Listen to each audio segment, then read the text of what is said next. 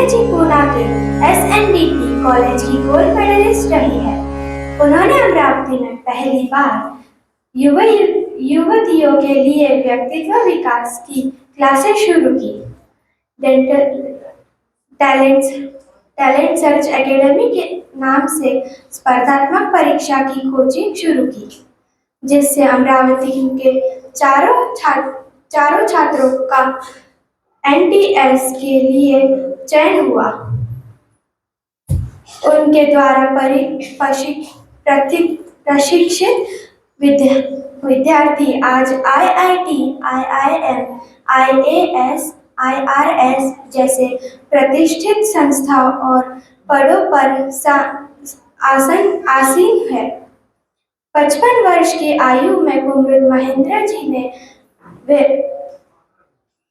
Everest base camp 5,683 metre 68,560 feet की सफलतापूर्वक चढ़ाई की। पिछले 10 वर्षों से वह ट्रैकिंग कर रहे हैं और कई नेशनल ट्रैक्स सफलतापूर्वक पूर्ण की है। वह नियमित रूप से रक्तदान करती है और अब तक 40 से ज्यादा बार रक्तदान कर चुके हैं।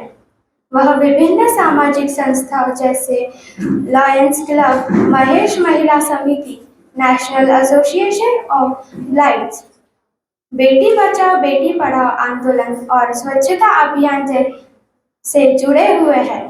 हर मंगलवार को अम्बा देवी के दर्शन को वहां बैठे गरीब और वृद्ध लोगों को दान करते हैं।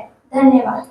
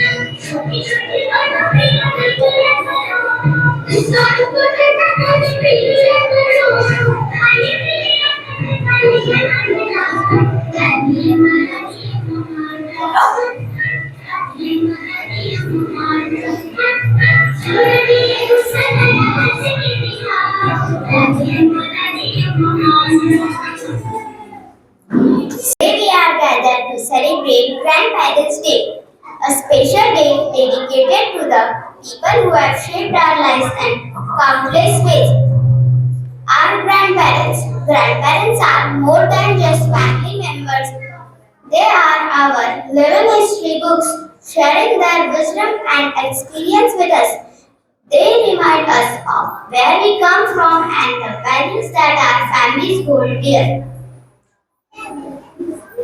Whether it's a comforting hug, a piece of advice, or simply their presence in our lives, grandparents have a unique ability to make us feel loved and grounded.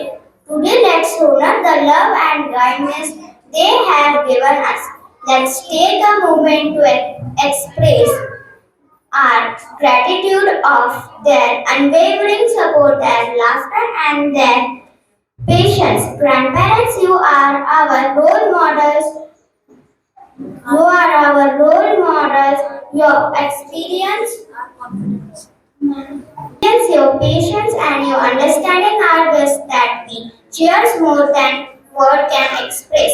So, to all grandparents here today, whether you are a paternal or maternal grandparent, thank you. Thank you for your endless love and your wisdom and for being the anchors that keep our family steady and strong. We love you and we so grateful to have you in our lives. Happy Grandparents Day.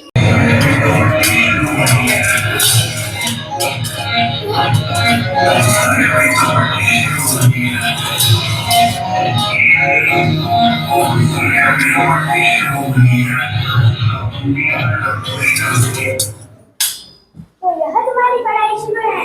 मैंने आप तुम्हें पढ़ाई के लिए बोला था ना कि यहाँ नाच गाना करने के लिए। क्या है मम्मी? हमें नहीं पढ़ना आज संडे। संडे तो छोड़ दो हमारे लिए कम से कम। हमें नहीं पढ़ना मतलब नहीं पढ़ना।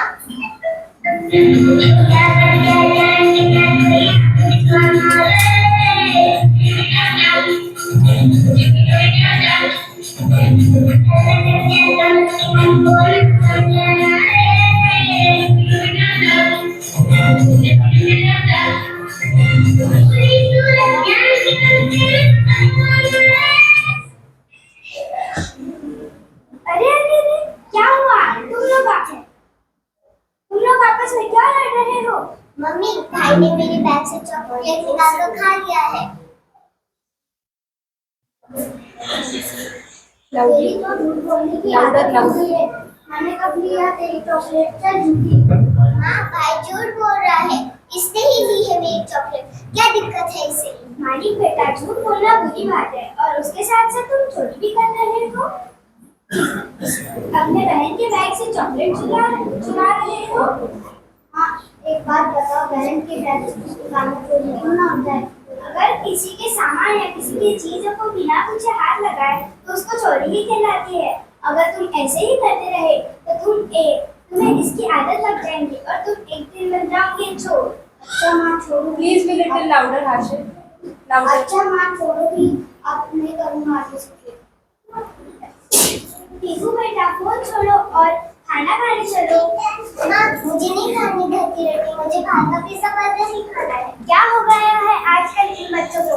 दिन रात सिर्फ पिज्जा बर्गर। घर का खाना तो इन्हें खाना ही नहीं है। ये पिज्जा बर्गर, पिज्जा, यूहू।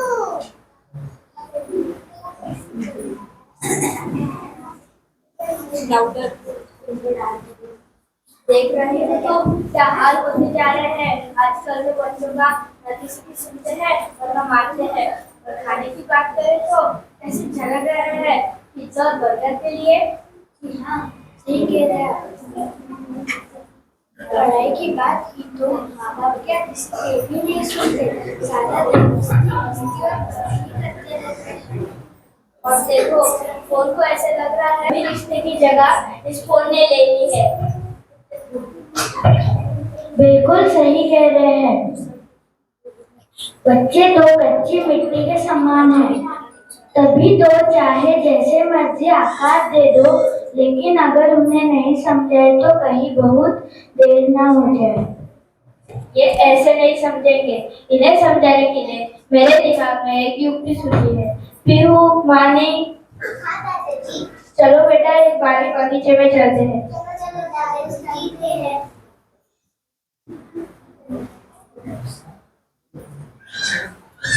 अरे देखो कितने सुंदर पौधे हैं यहाँ। हाँ दादाजी, बहुत सुंदर बगीचा है। पीहू बेटा, जरा तुम इस पौधे को उखाड़ लाना तो। ये देखिए दादाजी, मैंने उखाड़ दिया। अरे वाह पीहू, तुमने तो जल्दी ही उखाड़ दिया। मानिक बेटा, जरा तुम इस पौधे को उखाड़ लाना तो। देखो दादाजी, मैंने भी उखाड़ दिया। अब जरा तुम दोनों इस पेड़ को उखाड़ के दिखा दो। अरे ये तो आ ही नहीं रहा। क्या करूं मैं? तो देखा बच्चों, एक पौधे को उखाड़ना कितना आसान है और एक पेड़ को उखाड़ना कितना मुश्किल। इसी तरह हमारे मन की बुराइयां भी जब छोटे पौधे को समाते तो उसे खत्म करना कितना आसान होता है, लेकिन जब वे पेड़ के समान पर आ जाएंगे, बड़े हो जाएंगे तो उन्हें दूर करना नामुमकिन ही हो जाएगा। आप बिल्कुल सही कह रहे हैं दादाजी। मैं आपकी बात अच्छे से समझ गया और अब मैं कभी भी पढ़ाई से जी नहीं छुड़ाऊंगा और दूसरों के साथ झगड़ा भी नहीं करूंगा। बेटा हमारा क्या करें, तुम तो सारा दिन घर का खाना ही मांगती रहती हो।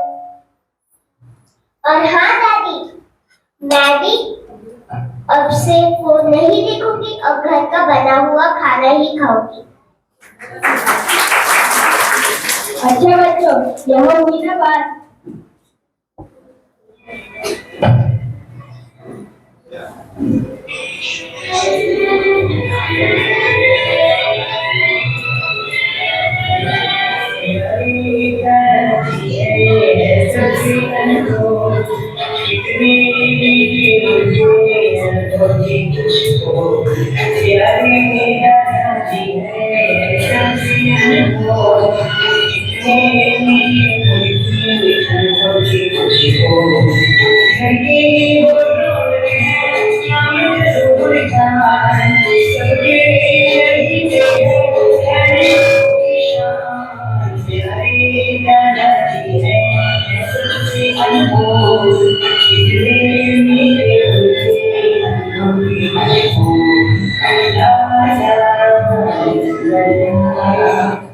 Good morning, how are you?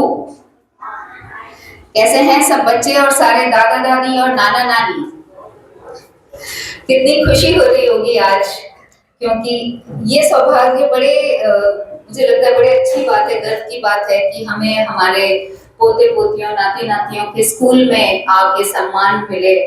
मुझे लगता है ये बहुत ही गर्व की बात होनी चाहिए हम सबके लिए। तो एटलीस्ट मुझे याद नहीं कि जब अपने बच्चे छोटे थे तब इस तरह का कुछ होता था कि दादा दादी को बुलाया जाता था, नाना नानियों को बुलाया जाता था, पर ये बड़ा अच्छा सा ट्रेंड शुरू हो गया है आजकल।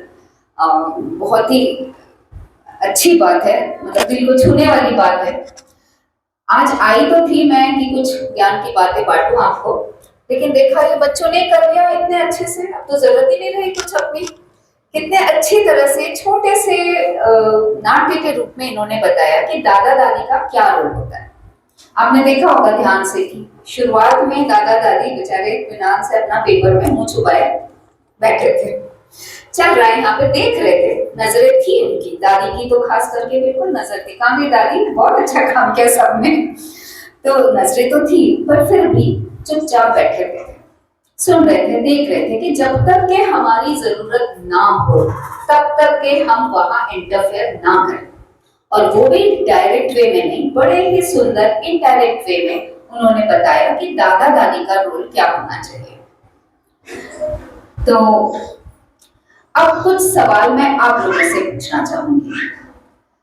आप में से ऐसा किसको लगता है कि भाई चलो अब तो हम दादा दादी हो गए हैं, अब क्या करना है, हम भजन कीर्तन करने चाहिए, और ऐसा किसको लगता है? तो मुझे लगा ही था कि ये जो आजकल के दादा दादियां हैं, बिल्कुल ये वाली फीलिंग नहीं रहती है कि अब क्या बचा है लाइफ में, अब तो क्या है, अब तो भजन करो, कीर्तन करो और सब चीजें छोड़ दो। तो इस तरह का होना नहीं चाहिए। आप में से ऐसे कौन हैं जो अभी अपने स्वास्थ्य के प्रति ध्यान नहीं देते? यानी थोड़ा वॉक, आई एम श्योर यहाँ सब करते होंगे, वॉक करो, योगा, ऐसे कोई है जो नहीं करता है अभी तक? ईमानदारी से बताना है। सब करते हैं, ये बड़ी अच्छी बात है, क्योंकि अब वक्त आ गया है कि थोड़ा सा अपने स्वास्थ्य के प्रति हम जागरूक रहें। ऐसा कौन है जो अब इस स्टेज में आके अपने लिए समय निकालता है? अपने लिए समय निकालता है, तो बाकी लोग क्यों नहीं निकालते हैं? क्योंकि अब तक के ऐसा था कि आप कोई आपकी खुद की जीवनी याद कर लीजिए। आप आपकी मतलब बहुत बचपन से नहीं, शादियां हुई होंगी, घर, फैमिली, जिम्मेदारी, ये सब आपने बहुत अच्छे से की, आपके बच्चे हो गए, नेचुरली आप काम में भी बिजी थे। यदि जो हाउसवाइफ्स हैं वो घर के कामों में बिजी थी, जो बाहर काम करते हैं, जो भी है, सब जन बिजी रहते थे। उस वक्त अपने खुद के लिए, अपने खुद के शौक के लिए हम उतना समय नहीं निकाल पाते थे जितना आमतौर पे आजकल की जनरेशन निकाल लेती है। तो अब वो वक्त आ गया है कि अब हो सकता है आप में से कुछ लोग रिटायर हो सकता है ना हो। घर के कामों में से तो खैर कोई रिटायर नहीं होता, पर अब ये वक्त आ गया है कि आप अपने लिए समय निकालें। आपके कुछ चुनिंदा जो शौक होंगे, कुछ हॉबीज होंगी, कुछ पैशन होगा, लाइफ में कुछ करने की इच्छाएं होगी, वो अब आप पूरी कर सकते हैं, क्योंकि आपका काम था। Hello, any problem? सो आप लोगों का उस वक्त काम था अपने बच्चों को बड़ा करने, जो आपने बहुत अच्छी तरह से किया। अब आपके बच्चों का काम है कि वो अपने बच्चों को बड़े अच्छे से पूरा करें, बड़ा करें। इसमें आपका इंटरफेरेंस नहीं चाहिए। अब आप बोलोगे ये क्या बात हुई भाई, मेरे पोता पोती है, मेरे नाता नाती है, हम नहीं बोलेंगे तो कौन बोलेगा? लेकिन नहीं, आपके बच्चे हैं वो सक्षम हैं, आपने उन्हें बहुत अच्छी तरह से सक्षम बनाया है, तो वो खुद अपने बच्चों का ध्यान रखेंगे। और जैसा जैसा अभी आपने देखा कि ऐसा लग रहा है जब बात बिगड़ रही है या आपको बोला गया है, तब आप इंटरफेयर करिए। आपका क्या काम है? फ्रैंकली स्पीकिंग, एंजॉय करो लाइफ को, nothing else. But of course joint family में रहते हैं, नहीं भी रहते हैं यदि, तो भी कुछ ना कुछ जिम्मेदारी बनती है। हमारा दिल कहता है, हमारा दिमाग कहता है, तो बड़े अच्छे ढंग से डिस्टेंस रख के आप जो कुछ चेंजेस लाना चाहते हैं आप कर सकते हैं। बट फर्स्ट एंड फॉरमोस्ट आप अपने लिए टाइम निकालिए, अपना सोचिए, कुछ नया सीखिए। हो सकता है आपके किसी के मन में कोई चीज सीखने की इच्छा हो, म्यूजिक कोई सीखना चाहता हो, कोई स्विमिंग सीखना चाहता हो, कोई ड्राइविंग सीखना चाहता हो, एनीथिंग। अपने लिए आप समय निकालिए। आप बंधन में मत बन के रहिए कि नहीं नहीं अभी भी घर, फैमिली, जिम्मेदारी, ये सब आपने कर ली, बखूबी कर ली और बहुत अच्छी तरह से कर ली, काफी टाइम तक कर ली। अब आप निकाल सकते हो अपने लिए समय। ऐसा है, दुनिया में किसी के बिना दुनिया रुक नहीं जाती, वो चलती रहती है। तो ये मत सोचे कि अरे मैं नहीं करूंगा या मैं नहीं करूंगी तो क्या होगा, इन लोगों का कैसे होगा। नथिंग। आप 15 दिन सब छोड़ के देखें, आपके बिना बढ़िया चलेगा काम। ऐसा मत सोचे कि आप बिल्कुल एकदम आपके बिना कुछ हो ही नहीं सकता, इनका तो पत्ता भी नहीं हिलेगा। It's not like that. अब समय है, कुछ कुछ चीजें मैं अपने खुद से रिलेट करके भी बता रही हूँ कि वो टाइम ऐसा होता था कि हम इतने कामों में और सब घर में बिजी रहते थे कि एक दूसरे के लिए हम टाइम नहीं निकाल पाते थे। I am talking about husband wife के लिए, क्योंकि वो काम में रहते थे, वाइफ हस्बैंड के लिए क्योंकि वो भी काम में रहते थे। तो अब वो वक्त है कि थोड़ा थोड़ा टाइम आप लोग अपने लिए निकालिए। ज्यादा टाइम नहीं तो झगड़े भी शुरू हो जाएंगे। बट हाँ, ऑफ कोर्स थोड़ा टाइम अब आप लोग निकालिए अपने लिए, एक दूसरे के लिए, एक दूसरे के। अब इतने सालों में आपको पता है आपके क्या शौक हैं, उन शौक को पूरा करने के लिए वक्त निकालिए। घूमिए, दुनिया देखिए, इतनी बड़ी और इतनी खूबसूरत दुनिया है। अपना हिंदुस्तान ही कम नहीं है इसके लिए। तो ट्रैवल, बिकॉज ट्रैवल से आपका दिमाग इतना अच्छा सुंदर तरीके से खुलेगा, फूलेगा कि आप यकीन ही नहीं कर पाएंगे। सो रीडिंग, ये अब वक्त है। अब आप लोग अपने खुद के कुछ पैशंस होंगे, कुछ यदि नहीं भी है तो रीडिंग डेवलप करने की कोई उम्र नहीं होती। इस वक्त मैं सिर्फ वो हिंदुस्तान पेपर के एडवर्टाइजमेंट पढ़ना, उसको रीडिंग नहीं बोलूंगी। You have to cultivate some good habits. और मुझे बड़ी खुशी होती कि एटलीस्ट जो मैं निगम के बारे में जानती हूँ, बच्चों को खास करके बहुत ज्यादा एनकरेज किया जाता है रीडिंग के मामले में। बच्चे आप लोग सब पढ़ते हो ना कुछ स्कूल के बुक्स के अलावा भी पढ़ते हो सब, स्टोरी बुक्स, दूसरे ग्रेट ऑथर्स की, है ना। So this is the time कि आप लोग भी अपना रीडिंग का शौक डेवलप करें, कुछ लैंग्वेज सीखें, कोई नई चीज सीखें जिसका आपका बहुत सालों से मन होगा लेकिन आप नहीं कर पाए होंगे। This is the time you can do that.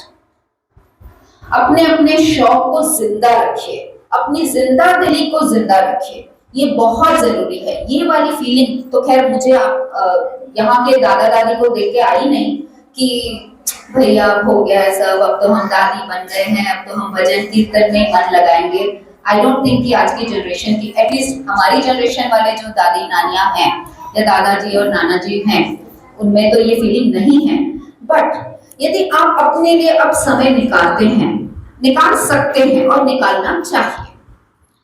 कुछ चीजें मुझे कहीं मैंने पढ़ा था, मुझे बहुत अच्छी लगी, मैं जरूर आपके साथ शेयर करना चाहूंगी।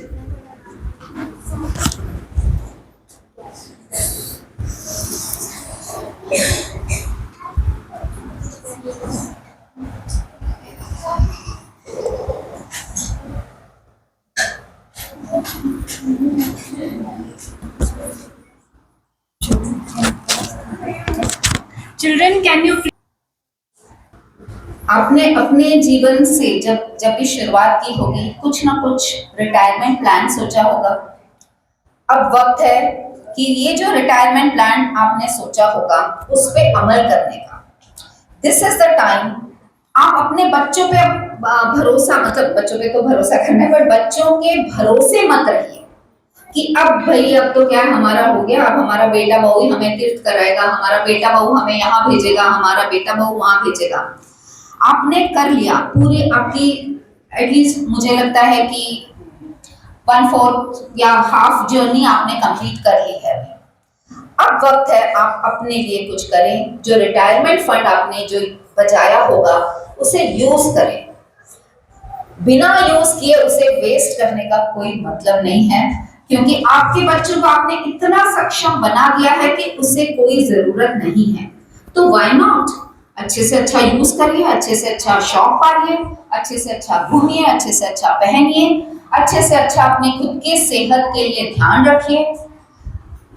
ऐसा पुराने जमाने के ढर्रे में क्यों रहना है कि नहीं भाई हमने तो कभी किया नहीं जिंदगी में ये, अब मैं कैसे करूं, या हम तो कभी बाहर ही नहीं निकले, अब मैं कैसे निकलूं, या हमने तो कभी बाहर जाके पिक्चर ही नहीं देखी, अब कैसे देखो। भाई अच्छे पिक्चर आइए, जरूर जाइए, एंजॉय करिए।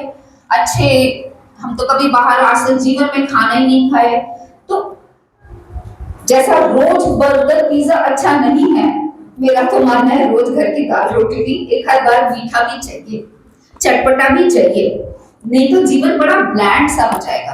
तो have everything but of course limit में। सो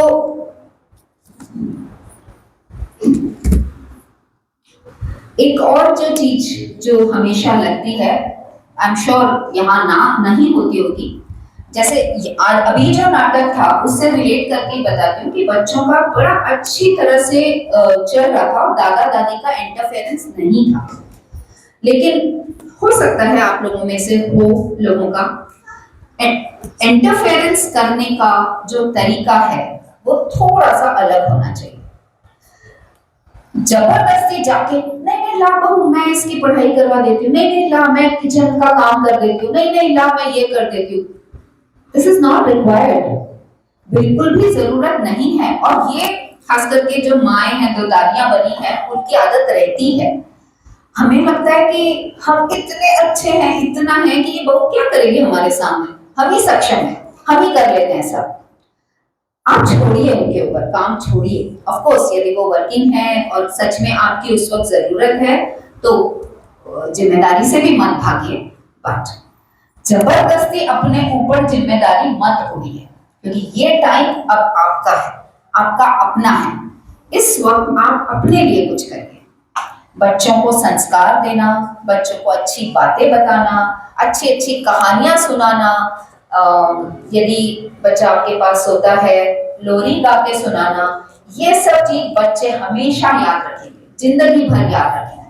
और कहानियों का महत्व बच्चों के जो डेवलपमेंट है उसमें भी बहुत ज्यादा जरूरी है।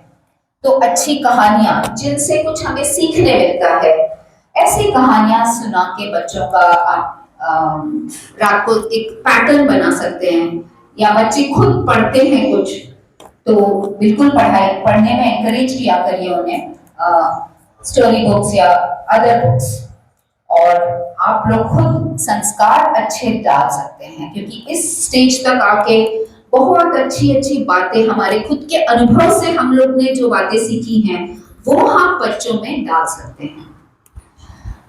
जैसे आप लोग कुछ अच्छे श्लोक सिखा सकते हैं, कुछ संस्कारी बातें सिखा सकते हैं, अपने घर के रीति रिवाज बता सकते हैं, वो जो हमारे खुद के घरों के त्योहार होते हैं उनके बारे में बता सकते हैं। ये जनरेशन ऐसे नॉर्मल भाई ये करना पड़ता है इससे नहीं मानेगी, आप उसका साइंटिफिक बेस स्टडी करिए और फिर बच्चों को समझाइए। डेफिनेटली बच्चे बहुत अच्छी तरह से उस बात को समझेंगे और सीखेंगे और करेंगे भी, जो देखेंगे वो करेंगे। तो आप इस तरह से अपने अपने खुद के अंदर के जो हर घरों का अपना अलग रीति रिवाज होता है, वो चीजें आप बता सकते हैं बच्चों को in a very nice and subtle way, so that no one is offended by this. एक और कुछ बातें हैं कि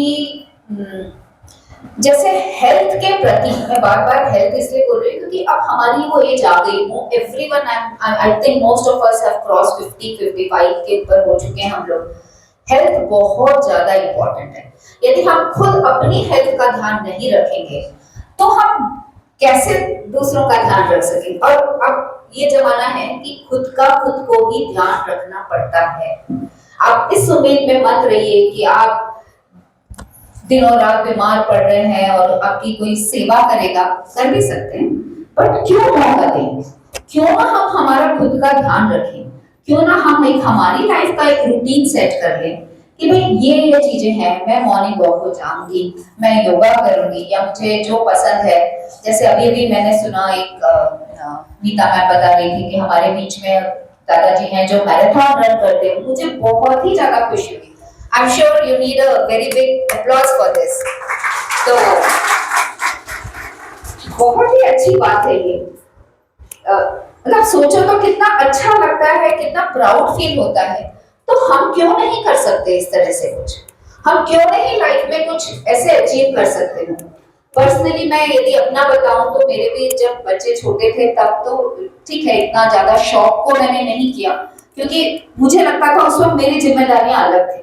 लेकिन जब मेरा बेटा इंजीनियर बन गया उसके बाद मैंने अपना फर्स्ट ट्रैक स्टार्ट किया, तब मुझे समझ में आया कि मैं लाइफ में कितना मिस कर रही थी इस चीज को।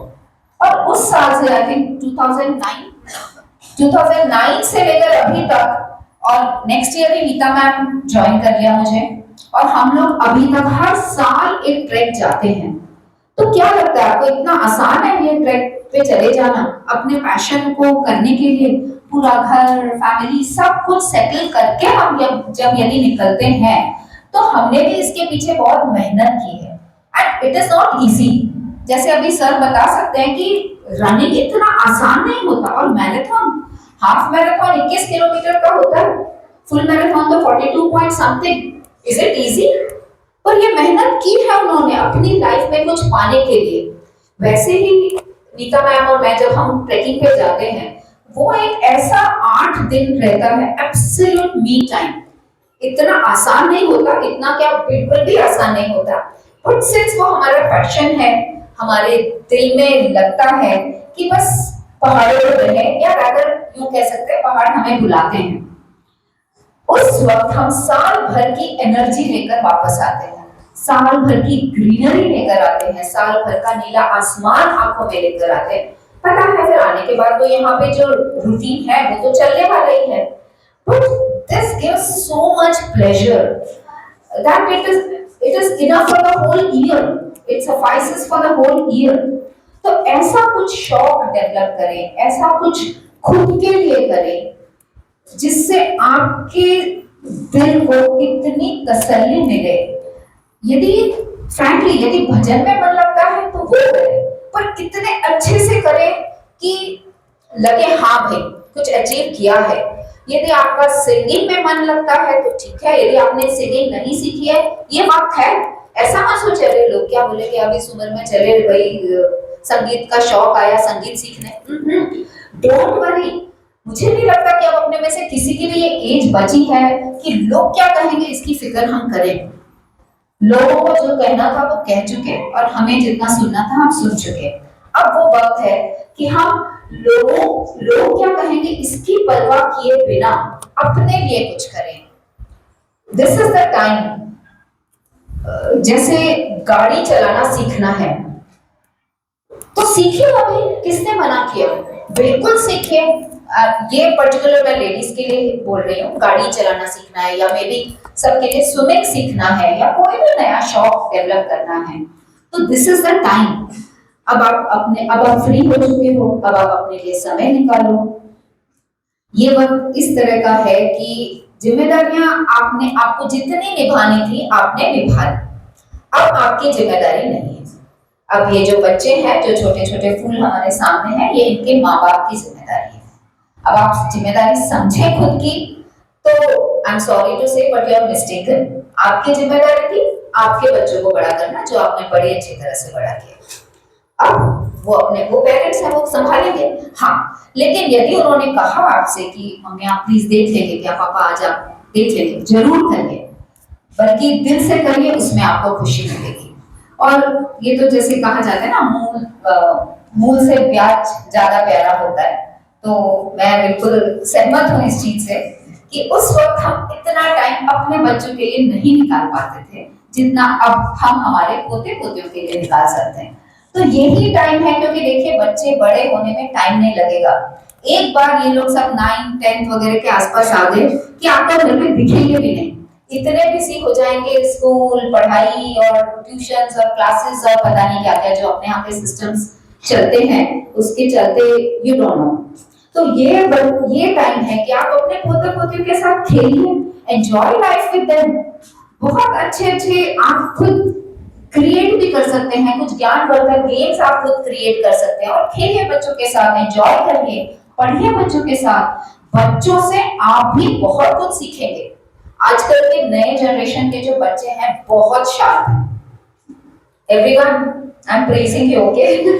बहुत ही स्मार्ट है ये बच्चे, बहुत स्टूडियस हैं और इनका ब्रेन अपन सोच ही नहीं सकते इतना फास्ट चलता है।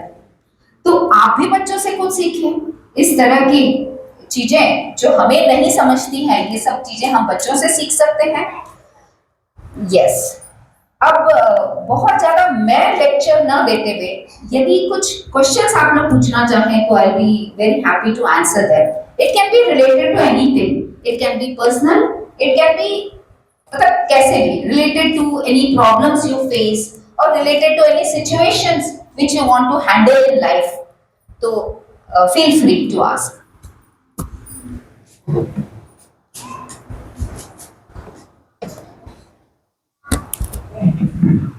ना बेझिझक पूछे, क्योंकि यहाँ सिर्फ अपने लोग हैं और ये मत सोचिए कि आप ग्रैंड पेरेंट्स डे के लिए आए हैं, अब ऐसे में मैं क्या पूछूं, कैसे पूछूं। बिल्कुल झिझक मत करिए, कुछ भी आपको लगता है आप बेशक आप सवाल कर सकते हैं। और मैं हम लोग बहुत क्लोज फ्रेंड्स भी हैं और हम लोग बहुत वक्त हम साथ में बिताते हैं हमारे ट्रैक्स के दरमियान और वैसे भी। तो इनकी मतलब एक खासियत not just because she is my friend, इनकी हर एक रोल में जो जिम्मेदारियां हैं उन्होंने बखूबी निभाई है। तो ये मैंने बहुत करीब से देखा है। एज अ दादा, एज अ दादी, एज अ नानी, इनका जो रोल है, मतलब आई फील कि it is an ideal relationship that she has built with whoever is around her. तो आप लोग बिल्कुल बेझिझक, in case you have any questions, कुछ भी और शेयर भी करना चाहे तो आप बिल्कुल बेझिझक पूछिए, क्योंकि जिंदगी कैसे जीना ये तो सब इन्हीं से सीख सकते हैं, जिम्मेदारियां निभाते हुए। मैं कहीं कृष्ण की दादी, छोटी दादी में है, तो हम 3 दादा दादी हैं उसमें, और अभी फिलहाल वो इकलौती पोती है। तो जैसे कि बच्चे बहुत अग्रेसिव हो जाते हैं, तुरंत अपन कुछ बोलना है तो नहीं, तुरंत जवाब देगा, उसको सुनना नहीं। तो मैं ये पूछना चाहती हूँ कि मतलब बच्चे अग्रेसिव होते हैं तो किस तरह उनको हैंडल करना है, क्योंकि जितना भी समझाओ डांटो तो वो समझे नहीं। तो इसके लिए थोड़ी सी प्रॉब्लम की जड़ तक जाना चाहिए कि ये यदि ऐसा हो रहा है तो क्या रीजन है। क्या आपने देखा है घर में कोई और इस तरह से बात करता है? क्योंकि बच्चे बड़े नाजुक रहते हैं, वो जो देखते हैं वो सीखते हैं डायरेक्ट इनडायरेक्ट वे में। तो हो सकता है ये प्रॉब्लम हो या हो सकता है ये जनरल प्रॉब्लम हो। उसके लिए यदि बच्चा एग्रेसिव हो रहा है और उस वक्त आप भी एग्रेसिव हो जाएं तो बात बिल्कुल बिगड़ने वाली है, संभलेगी नहीं। उस वक्त आप कुछ ना कहें, आपने कोई कह दी बात, उसने नहीं सुनी, चिढ़ के बात कर लिया, गलत ढंग से जवाब दे दिया, उस वक्त आप छोड़ दीजिए। बाद में खेल खेल के दौरान आप जब शांत बैठे हैं, वो बच्चा आपके सुनने के मूड में है, आप चला बेटा मैं तेरे को कहानी सुनाती हूँ, जो भी आप मतलब जो भी उसको शौक है, उस वक्त आप धीरे से वो बात कहिए। या जैसे अभी दादाजी जो दादी जी थे, उन्होंने गार्डन में जाके वो बात समझाई। ये तो चलो ठीक है, सेट रोल था तो बच्चे समझ गए कि सेंटेंस में हो सकता है इतनी जल्दी ना समझे बच्चे, बट धीरे धीरे सेटल वे में कोई स्टोरी के फॉर्म में आप उन्हें बताएं ताकि उसको खुद को समझे। ये चीज जब बच्चा खुद समझेगा तभी उसके मन में असर होगा। यदि हम कितना भी बोलें, आप एक बोलेंगे वो बच्चा दो पलट के जवाब देगा, यदि उसकी ऐसी आदत होगी, और वो दो का हमारा मूड खराब है हम 4 दे देंगे तो 4 का 8 होने में टाइम नहीं लगेगा। तो ऐसे टाइम उस वक्त आप कुछ मत बोलिए, पर दिमाग में रखिए कि ये बात है, ये मुझे हैंडल करनी है। फिर बड़े अच्छे से कभी जब बैठे हैं या जैसे कहीं घूमने गए हैं तब शांत बैठ के उसको समझाइए कि बेटा तूने उस वक्त ऐसा बोला था, तुझे क्या लगता है कि ये अच्छा किया क्या तूने, या तेरी क्या गलती थी, तुझे समझ में आ रही है क्या। यदि वो बच्चा खुद समझ जाएगा गलती, कभी दोबारा नहीं करेगा बिलीव। तो इस तरह से आप वो हैंडल कर सकते हैं। Can you please go and play outside? सबसे पहले तो मैं धन्यवाद देना चाहूंगा। आपने मैडम कहा कि बच्चों से सीखना होता है, ये मेरा खुद का अनुभव है। आज मेरा पोता 10 साल का है और ये आज की बात नहीं है, करीब करीब वो 4 साढ़े 4 साल का था जब नियम स्कूल जो पुरानी है वहां पढ़ता था। मैं 2 व्हीलर स्कूल लेके घर आ रहा था, सामने रेड सिग्नल था, करीब 4 सेकंड बचे हुए थे। सब लोग इतनी स्पीड में भाग रहे थे कि सबका वो प्लेन जा रहा है, ट्रेन जा रही है। मेरा पता बोला दादू दादू नहीं जाना है, बोले अभी बाकी है। वो दिन आज मैं कभी भी साइड में जाता हूँ, मुझे पता है कि जो पीछे लोग खड़े हैं अगर मैं नहीं जाऊंगा तो हार हो जाएंगे। वो दिन के बाद में जब तक रेड सिग्नल नहीं होता है मैं आगे नहीं जाता हूँ। मैंने ये बात उनसे सीखी, बोला मतलब ब्यूटीफुल बात आपने बताई, बहुत ही सुंदर तरीके से भी बताई, और ये फैक्ट है। कई बार हम लोग बहुत गड़बड़ में रहते हैं और गलतियां करते हैं, तो बच्चे अल्टीमेटली अपने से सीखते हैं। यदि हम बार बार इस तरह की गलती करेंगे बच्चों के सामने तो बच्चे बड़े होकर क्या करेंगे। और वही जैसे अभी दादाजी ने सीख लिए तो अब वो तो खुद तो कभी नहीं करेंगे और ना किसी को करने देंगे। जैसे कई बच्चों का है एक पर्टिकुलर एज के बाद या एक पर्टिकुलर एज में वो थोड़ा सा झूठ बोलने लगते हैं, तो क्या लगता है क्या कारण है वो झूठ क्यों बोलते हैं बच्चे? कहीं ना कहीं उनके मन में डर है कि हमें डांट पड़ेगी, वो डांट से बचने के लिए बच्चा झूठ बोलता है। तो उस वक्त यदि हम लोगों का रिश्ता इस तरह का हो, इतना साफ हो कि बच्चा कोई भी बात बोलने से झिझके नहीं, तो ये झूठ बोलने की आदत भी चली जाएगी। और कोई कुछ शेयर करना चाहेगा? Yes, thank you ma'am. Sir ने बोला है कि मैं बच्चे से कुछ सीखा हूँ, लेकिन मेरा पोता उसको ये कहा गया जैसे ड्राइविंग करते समय मोबाइल पे बात नहीं करना, सिग्नल नहीं छोड़ना, वो उस चीज को फॉलो करता है। लेकिन फिर जब पूछता है कि दादी वो क्यों जा रहा है, वो क्यों मोबाइल पे बात करते जा रहे हैं, उनको क्या पता नहीं है, ऐसे कई बार पूछते। जब वो जा रहा है तो हम क्यों नहीं जा सकते हैं? उसे सब बताने के बाद, और आजकल तो ऐसा हो रहा है कि वो सिग्नल क्रॉस करके लोग जाते ही नहीं है। अब ऐसे उसको क्या समझाना चाहिए, क्या रूल्स और रेगुलेशन? तो ऐसे टाइम उस वक्त तो आप सिर्फ इतना ही बोलिए कि बेटा यदि वो कुछ गलत कर रहा है तो वो उसकी जिम्मेदारी है, हम कभी गलत नहीं करेंगे। फिर बाद में उसे बताइए, यदि कोई एक्सीडेंट या कहीं कुछ आपने न्यूज़ पढ़ी है कि ये देखो बेटा ये एक्सीडेंट क्यों हुआ होगा, क्योंकि उस व्यक्ति ने सिग्नल तोड़ा था इसलिए हुआ होगा। यदि आपने कुछ न्यूज़ में देखा, क्योंकि न्यूज़ तो खोलो तो ये दिखता ही है, यहाँ आज एक्सीडेंट हुआ, वहाँ ये हुआ, तो आप उसको उस वक्त समझाएं कि यदि हम रूल तोड़ते हैं तो आगे क्या परिणाम हो सकते हैं उसके। बड़े शहरों में तो खैर यहाँ पे भी है कई जगह कि फाइन शुरू हो गया है यदि आपने रूल तोड़ा तो, बट वही बात है कि ये तोड़ रहा है, ये तोड़ रहा है, ये तोड़ रहा है, तो सबके सब अंधाधुंध वो फॉलो करते हैं। तो आप यदि आपके मन में ये बात है कि भाई उसे मैं कैसे समझाऊं, तो सिंपल सा तरीका है कि भाई ठीक है वो कर रहा है, वो कुएं में कूदेगा तो क्या अपन कूदेंगे? नहीं कूदेंगे। वो कुछ गलत कर रहा है तो क्या हम भी गलत करेंगे? नहीं करेंगे। तो इसी तरह से ट्रैफिक का रूल भी सबको फॉलो करना चाहिए और उसको थोड़ा सा इस तरह से आप बोलिए कि उसको अच्छा भी लगे कि बेटा कितनी अच्छी बात है कि तुझे पता है। हो सकता है उन लोगों को पता ही ना हो कि ऐसे रूल्स हैं, ये फॉलो करने चाहिए। तो I am so proud of you that now you should tell others.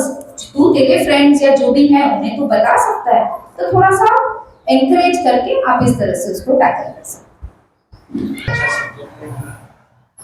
कैसा है आजकल?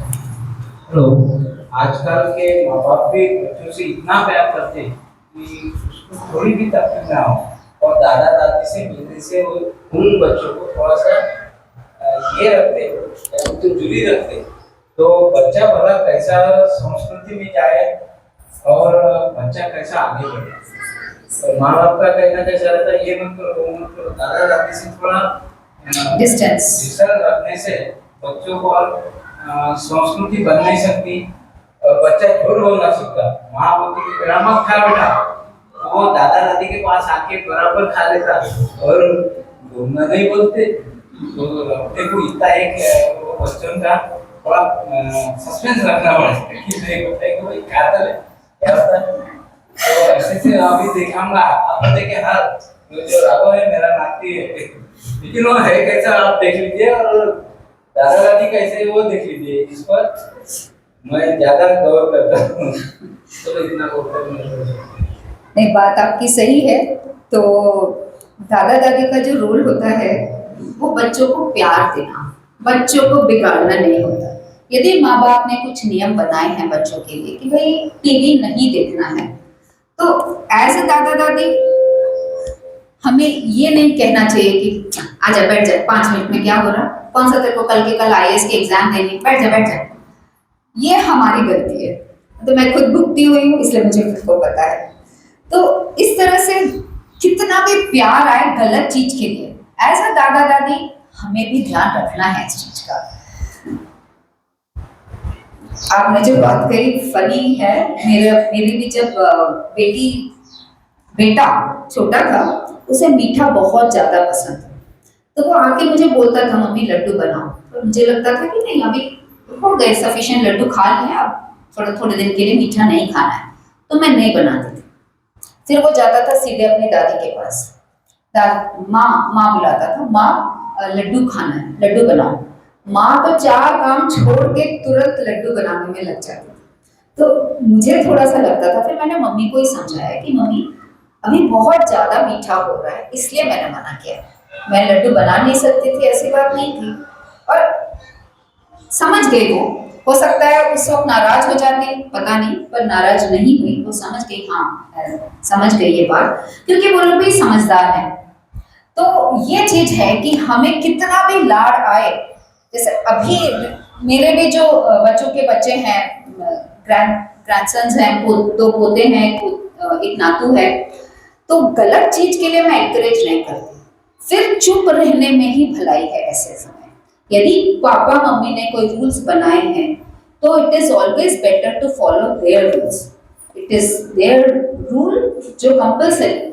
और हाँ, यदि ऐसा लगा कि वो गलत कर रहे हैं, तो यदि आपके संबंध इस तरह के हैं तो आप अकेले में, बच्चों के सामने नहीं, अकेले में आप अपने बेटा या बेटी या उनको बोल सकते हैं कि देख बेटा मुझे ऐसा लगता है, फिर आगे तू खुद ही समझदार है, तू देख ले।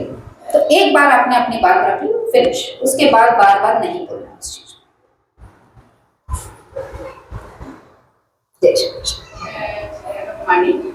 वल्लभी विठलशी छोटी जाती है, तो दोनों जुड़वा है जैसे, हाँ तो कोई जैसे कॉम्पिटिशन पार्टिसिपेट करते हैं, एक को प्राइज मिलता है, एक को नहीं मिलता, तो वो मन से दूसरी बार मैं हार जाऊंगी, मैं हार करती है मन से। अब तो कोई भी लड़का भी जैसे विठलेश भी रहता है, तो उसके लिए उनको कैसे ट्रीटमेंट देना चाहिए ताकि उनमें कोई ये नहीं लगे, मतलब पिछड़ापन मन में, न्यूनगंड नहीं आ जाए उनके मन में, ऐसा तो उसके लिए क्या करना चाहिए? तो एक तो बड़ी खुशी की बात है कि बच्चे यहाँ नीवम में ही पढ़ते हैं। नीवम में इस तरह का एटमॉस्फेयर है नहीं, जहां तक मैं जानती हूँ, राइट, कि जो फर्स्ट आया उसे एकदम ऊपर चढ़ा के और जो नहीं आया उसे थोड़ा नीचा दिखा के, तो इसी तरह का व्यवहार हमें खुद में घर में ही यही करना चाहिए। यदि अच्छा जनरल कहीं बाहर के, हाँ ओके, तो आप उन्हें इस तरह से समझाइए कि यदि 4 बच्चे कोई पार्टिसिपेट कर रहे हैं कोई चीज में, तो लाजमी है कि एक न एक तो सबसे पीछे रहेगा ही, चारों के चारों तो फर्स्ट आ नहीं सकते। यदि तुम मेहनत करोगे, हो सकता है अगली बार तुम फर्स्ट आओ, तो तुम थोड़ी मेहनत करो, मेहनत में पीछे मत रहो। और it is going to happen कि जहां कंपटीशन है कोई ना कोई तो आगे रहेगा ही। तो आप बच्चों को ये समझाइए कि जरूरी नहीं है जीवन में हमेशा फर्स्ट आना, जरूरी नहीं है कि हमेशा आगे रहना, कोशिश करना तुम्हारे हाथ में है, कोशिश जरूर करना चाहिए। इस डर से कि मेरा तो नंबर ही नहीं लगेगा, इस डर से हार नहीं मानना है।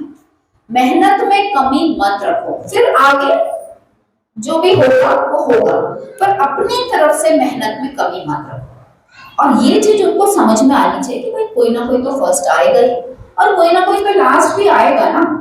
यदि गेम है या कंपटीशन है तो हर कोई तो आगे आ नहीं सकता, हर कोई पीछे भी नहीं आ सकता फॉर दैट मैटर। तो आप बच्चों को इस तरह से समझाइए कि उसे बुरा ही ना लगे, कि ठीक है, बुरा कब लगना चाहिए बच्चे को, जब उसने मेहनत में कमी की।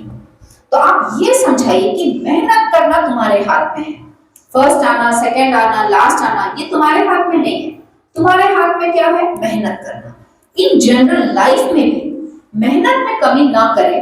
इस तरह से आप यदि बच्चों का ब्रेन डेवलप करेंगे तो डेफिनेटली वो समझ जाएगी कि हाँ कोई ना कोई तो फर्स्ट आएगा, हो सकता है इस बार मैं नहीं हूँ, हो सकता है नेक्स्ट टाइम मैं फर्स्ट आ जाऊं। You have to try your best, ऐसा ट्रेन करें। Yeah. So most of the time I saw कि gender discrimination होती है। अभी तो बहुत कम हुआ है, बट पहले ऐसे होता था। और ऐसा है कि जो पहला पोता होता है तो उसके प्रति ज्यादा लगाव रहता है, और जो छोटा होता है उसके प्रति थोड़ा कम। तो इसीलिए बच्चों के मन में ऐसा आता है, नहीं दादी तो उसी से ज्यादा प्यार करती है, मुझे तो ऐसा ही बोलती है। तो इसके लिए कुछ सॉल्यूशंस। तो आपने खुद ने थोड़ा सा सॉल्यूशन आधा तो बता दिया कि आजकल कम हो गया ये चीज, राइट? ये था एक जमाने में, होता था, मतलब हम लोग ने फेस किया हुआ है, आई एम श्योर अपने लोगों ने जरूर ये चीज फेस की है। बट अब एज हम लोगों ने क्योंकि ये चीज फेस की है, इसलिए हम लोग ये चीज नहीं करते, डिस्क्रिमिनेशन नहीं करते। आई एम श्योर यहाँ जितने लोग बैठे हुए हैं उतनी समझदारी सब में है कि वो डिस्क्रिमिनेशन नहीं करते। बट एक बात मैं बताना चाहूंगी कि ये थोड़ा सा नेचुरल है। इतने सालों बाद जो पहला पोता होता है उसके प्रति एक लगाव दादा दादी कोई जानबूझ के नहीं करते, बट एक नेचुरल वे में हो जाता है। और हो सकता है जो दूसरा है या छोटा वाला है या बीच वाला है उसे कहीं ना कहीं ये हर्ट होती होगी ये बात। तो ऑफ कोर्स यहाँ बैठे लोगों को मैं समझा सकती हूँ, बट ये नेचुरल है कि इतने सालों बाद यदि जो पहला नातू है या पोता है जो भी है उसके प्रति एक लगाव एक होता है। बट जानबूझ के कोई भी डिस्क्रिमिनेट नहीं करता। एज ए पेरेंट ऑल्सो यदि 2 बच्चे हैं तो बच्चे तो लड़ेंगे, आप तो उसको ही ज्यादा प्यार करते हो, आप तो उसको कभी कुछ नहीं बोलते, आप तो मुझे ही डांटते रहते हो। तो इट्स नेचुरल, बच्चों में ये जेलसी की भावना नेचुरल है। वो यदि ना भी हो तो भी वो बच्चों में पनपने लगती है। तो इसका सोल्यूशन एज सच कुछ है नहीं, naturally over the period of time, यानी आजकल के जनरेशन में ये अपने आप कम हो गया, क्योंकि दादा दादी लोग खुद ही बहुत ज्यादा समझदार हो गए। उन्हें पता है कि क्या साइकोलॉजी आजकल इतनी इंपॉर्टेंट हो गई।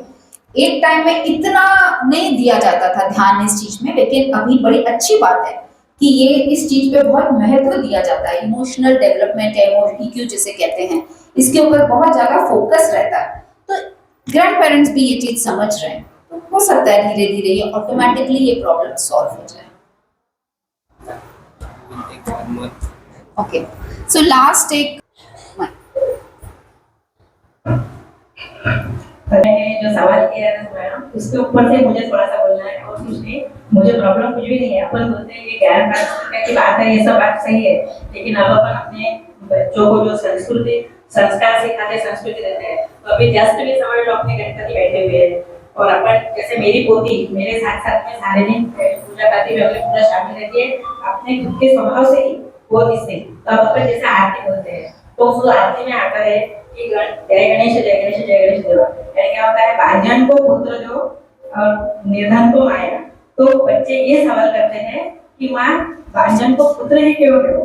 चारवी ने मुझे ये सवाल 4 साल पहले किया होगा, तो आप मुझे बताओ उसमें अपन तो उस दिन का दिन है और आज का दिन है। मैं तो मेरे घर में जब गाती हूँ तो ये गाती हूँ कि भाजन को संतान दो और निर्धन को माया, क्योंकि आप बच्चे को अपन दादा दादी तो उनके लिए भेदभाव नहीं करते, पर अपने जो संस्कृति में भी जो कुछ कुछ है वो बच्चों को हैंडल करने में अपने को दिक्कत तो काफी जाती है।